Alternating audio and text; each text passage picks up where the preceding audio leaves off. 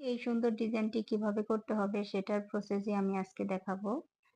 আমি এখানে প্রথমে ড্রয়িং করে নিয়েছি। আমি এখানে একটি ফুল এঁকে নিয়েছি। এরপর আমি এখানে কাপড়টি অ্যাটাচ করব। কাপড়টি আমি আড়াআড়ি ভাবে অর্থাৎ টান দিলে যেন কাপড়টি লম্বা হয় এমন কাপড় এখানে নিতে হবে। কাপড়টি অবশ্যই যেন পাতলা হয়। আমি এখানে জর্জেট কাপড় নিয়েছি। আপনি চাইলে যেকোনো ধরনের কাপড় নিতে পারেন, কিন্তু কাপড়টি যেন পাতলা হয়।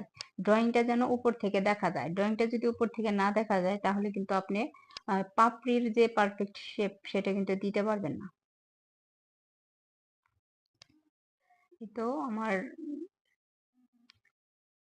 পাপড়িটির সেলাই শেষ। এখন আমি এটাকে ভাঁজ করে এখানে একটা সেলাই বসিয়ে দেব।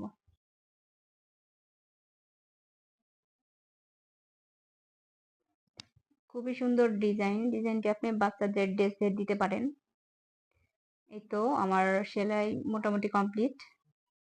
এই তো শেষ হয়ে গেল আমার এত সুন্দর একটি ডিজাইন।